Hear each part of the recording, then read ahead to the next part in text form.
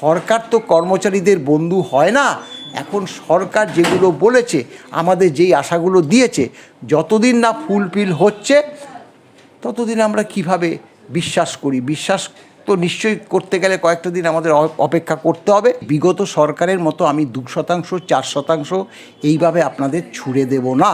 42% DA, তার একটা বেশ, আমি পার্সেন্টেজটা বলছি না, একটা গুড নিউজ পাবেন। কোনো বছর ডিএ দিচ্ছে, কোনো বছর ডিএ দিচ্ছে না, এই পরে এবং ডিএ চাইতে গেলে প্রতিহিংসামূলক আচরণ করতে, এই রায় রাজ্য সরকারকে, বর্তমান রাজ্য সরকারকে মানতেই হবে, সে কথাও জানিয়ে এসেছি।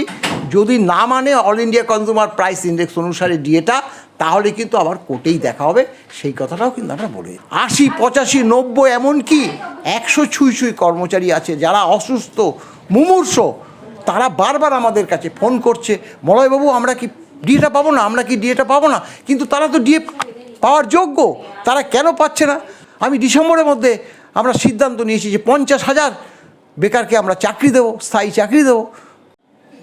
মমতা বন্দ্যোপাধ্যায় যখন মুখ্যমন্ত্রী ছিলেন তখন বারংবার বলতেন রাজ্যের ভাড়ার শূন্য, রাজ্যের টাকা পয়সা সমস্যা, দেনা ইত্যাদির কথা বলতেন, এবং ডিএ নিয়ে সেই জন্য বিভিন্ন ধরনের মন্তব্যও আসতো। ডিএ বর্তমান শুভেন্দু অধিকারীর সরকার কি ডিএ আপনাদের দিচ্ছে? রাজ্যের কোষাগারের কি অবস্থা, সেই নিয়েও কি আপনাদের কাছে জানিয়েছেন যে অবস্থা ভালো না, আমরা ডিএ পরে দেবো বা দিতে পারবো না? কি হলো? শুভেন্দু অধিকারীর সঙ্গে, মাননীয় মুখ্যমন্ত্রীর সঙ্গে বৈঠক করলেন, শেষমেশ কি বুঝলেন?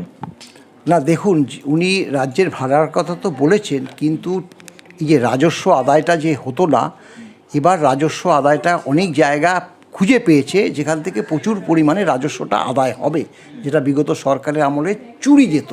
কয়লা নিয়ে কথাটা বলেছে।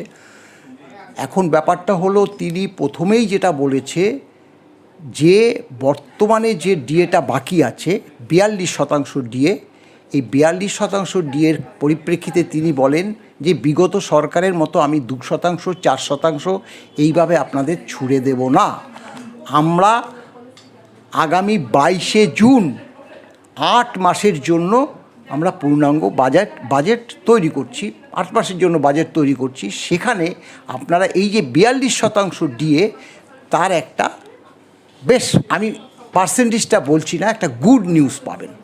এটাতে আমরা খুবই উৎফুল্ল হয়েছি, কারণ 42% ডিএর যদি গুড নিউজ বলে, তাহলে যদি আমরা 3 ভাগের মানে 1 ভাগও পাই সেটাও অনেকটা, আর যদি অর্ধেক পাই সেটাও অনেকটা। এখন কতটা দেবে তিনি আগের থেকেই বলুন। আপনারা বলেননি যে আপনারা পুরোটা চান না অর্ধেকটা চান, কত শতাংশ চান ডিএ? সেটা তিনি তো আগে থেকেই বলে দিয়েছে যে ওই 8 মাসের বাজেট হচ্ছে, সেখানে আপনাদের যে 42%, এবং সেটা বলে দিয়েছে কারণ 4% ডিএ তো ঘোষণা করেছিল মাননীয় মুখ্যমন্ত্রী মমতা ব্যানার্জি, মানে প্রাক্তন মুখ্যমন্ত্রী, কিন্তু তিনি সেটা দেয়নি।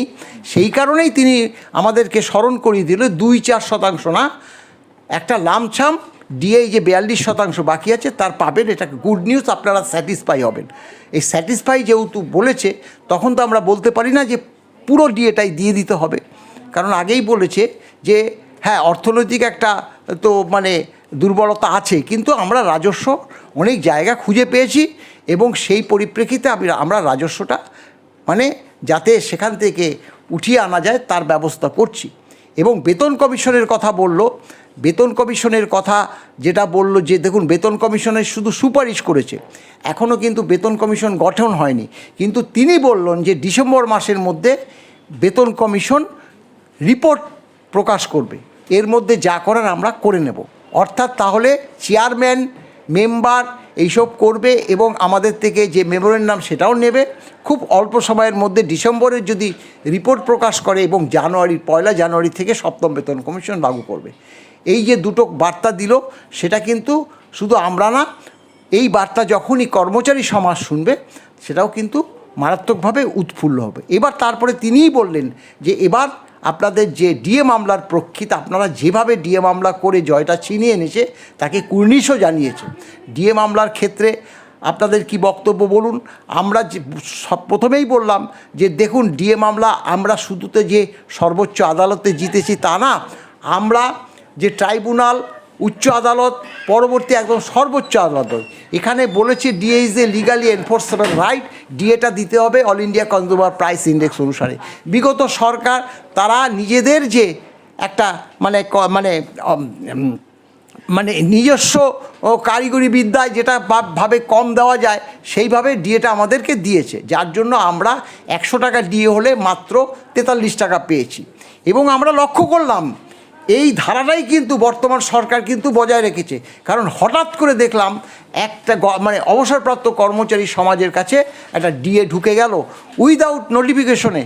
পরবর্তীকালে খবর নিয়ে আমরা জানতে পারলাম যে ঠিক যেভাবে বিগত সরকার দিয়েছে সেভাবেই কিন্তু অবসরপ্রাপ্ত কর্মচারী সমাজকে ঢুকে দিয়েছে। আমরা কিন্তু সেটা সন্তুষ্ট না, আমাদের কিন্তু all India consumer price index অনুসারে ডিএটা দিতে হবে। এবং আরও যে বার্তা দিয়েছি দেখুন, যে গ্র্যান্টিনেট কর্মচারী অর্থাৎ শিক্ষক, অশিক্ষক, বোর্ড, কর্পোরেশন এরাও কিন্তু রোপা মেনে তাদের বেতন, পেনশন, ভাতা সব কিছু হয়। আমরা যখন ডিএ মামলা জিতেছি তারা রোপা মেনে যেহেতু আমরাও পাবো তারাও পাবে, কিন্তু এই শ্রেণীর কর্মচারীদের আমরা তো বলছি না যে তাদের গভর্নমেন্ট এমপ্লয়ি করতে হবে, তারা গভর্নমেন্ট এমপ্লয়ি না, তারা হচ্ছে গ্র্যান্টিনেট কর্মচারী, কিন্তু তারা ডিএটা পাবে। সেই ডিএটা যাতে তাদের হাতে তুলে দেওয়া হয় খুব শীঘ্রই, তার ব্যবস্থা আপনাদের কিন্তু নিতেই হবে। এবং যেটা আরও একটা যে দেখুন, আমরা যারা সরকারি কর্মচারী তারা ডিএ কিছুটা পেয়েছি, নির্দিষ্ট নিয়ম মতো পাইনি, তবে পেয়েছি। কিন্তু ক্যালকাটা কর্পোরেশনের আন্ডারে যে সকল অবসরপ্রাপ্ত কর্মচারী সমাজ থাকে তারা কিন্তু একটা পয়সাও পায়নি। এবং সেটাকে আমরা একটু এমনভাবে আবেগের সুরে বলেছি যে দেখুন 80, 85, 90 এমনকি 100 ছুঁই কর্মচারী আছে যারা অসুস্থ, মুমূর্ষ, তারা বারবার আমাদের কাছে ফোন করছে, মলয়বাবু আমরা কি ডিএটা পাবো না, আমরা কি ডিএটা পাবো না, কিন্তু তারা তো ডিএ পাওয়ার যোগ্য, তারা কেন পাচ্ছে না? তখন সেই ব্যাপারটাও জানতে চাইলেন অ্যাডিশনাল চিফ সেক্রেটারির কাছে। তিনি বললেন যে ব্যাঙ্কগুলো ডাটা পাঠাচ্ছে না। আপনারা বলছেন ব্যাঙ্ক ডাটা পাঠাচ্ছে না, আমরা খোঁজ নিয়ে দেখেছি ফিনান্স ডিপার্টমেন্ট ক্যালকুলেশন করে তাদেরকে সিট দিচ্ছে না, তার জন্য তারা দিতে পারছে না। তখন মাননীয় মুখ্যমন্ত্রী বলল আপনারা 7 দিনের মধ্যে যাতে এই জিনিসটা হয়, ব্যাংকের লোকজনকে ডাকুন, ডেকে ডাটা সংগ্রহ করে ক্যালকুলেশন করে এটা যাতে তাড়াতাড়ি দেওয়া হয়।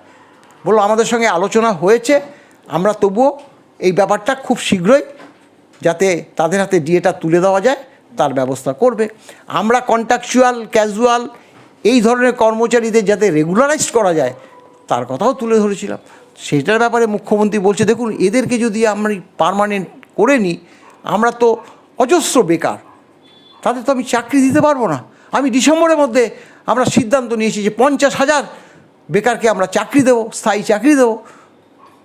এটা আপনারা দেখুন, আমরা 50,000 যাতে বেকার শুধু হবে, আর যারা বিগত দিনে যারা এগুলো তো যাদের এই নিয়োগগুলো তো হয়েছে স্বজন পোষণ হিসাবে, আমরা তাদেরকে যদি পার্মানেন্ট করে দিই, বলছে যেহেতু বলবেই উনি বিগত সরকার চালিয়েছে 15 বছর তৃণমূল কংগ্রেস, তাই তাদেরকে পার্মানেন্টের দিকটা কিন্তু তিনি পরিষ্কার বলে দিয়েছেন আমরা নয়া নিয়োগ করব।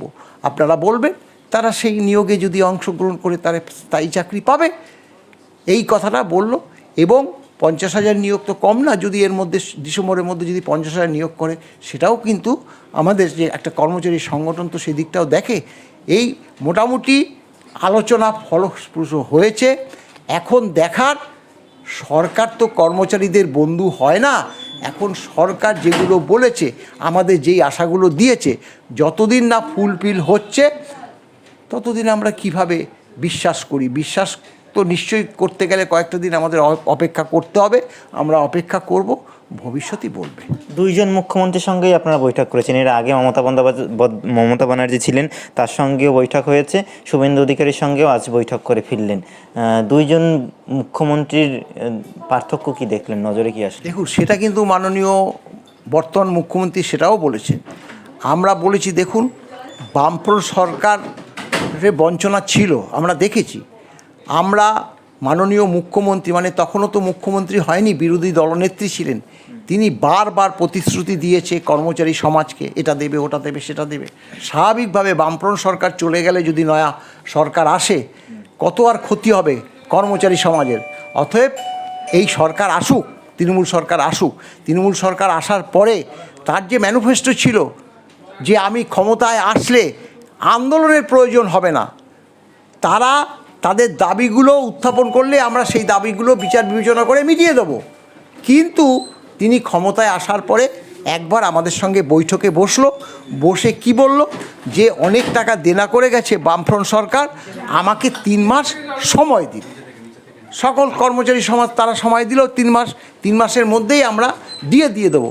3 মাসের পরে 10% দিয়ে দিল, মানে 12 জানুয়ারিতে দিয়ে দিয়েছে। আর আমাদের সঙ্গে বৈঠক হয়েছিল, দেখুন 20 তারিখে মে মাসের 11 সালের মে মাসের 20 তারিখে তৃণমূল সরকার এসেছে, 21 তারিখ শনিবার ছিল, 22 তারিখ রবিবার ছিল, 23 তারিখ আমাদের সঙ্গে বসে এই প্রতিশ্রুতি দিয়েছিল 3 মাস সময় দিন, আমরা আপনাদের যা যা দাবি আছে অনেকটাই মেনে নেব। কিন্তু 3 মাস পরে মাত্র 10% দিয়ে দিল, ওই শেষ। তারপরে কোনো বছর দিয়ে দিচ্ছে, কোনো বছর দিয়ে দিচ্ছে না, এই পরে এবং দিয়ে চাইতে গেলে প্রতিহিংসামূলক আচরণ করতো। তাই আমরা মামলায় গিয়েছিলাম। এই মামলার জন্য আমাদের অনেক ভুগতে হয়েছে, এমনকি আমাদের মিথ্যে মামলাও এই তৃণমূল সরকার দিয়েছে। আমরা পিছু পা হইনি। এই 16 সাল থেকে আমরা মামলা লড়ে এই যে 5ই ফেব্রুয়ারি 2026 এমন একটা রায় সর্বোচ্চ আদালতের কাছ থেকে আমরা নিয়ে এসেছি। এই রায় রাজ্য সরকারকে, বর্তমান রাজ্য সরকারকে মানতেই হবে, সে কথাও জানিয়ে এসেছি। যদি না মানে all India consumer price index অনুসারে ডিএটা, তাহলে কিন্তু আবার কোর্টেই দেখা হবে, সেই কথাটাও কিন্তু আমরা বলে এসেছি। এই মিটিংয়েও বলে এসছেন, না দাবি না মানলে বা আপনাদের অধিকার প্রতিষ্ঠিত না হলে আবার আদালতে দেখা হবে। একদম, আবারও কোর্টে দেখা হবে, সেটা বলেছি, পরিষ্কার কথা আমরা বলে এসেছি। আমার নাম মলয় মুখোপাধ্যায়, সাধারণ সম্পাদক, confederation of state government employees.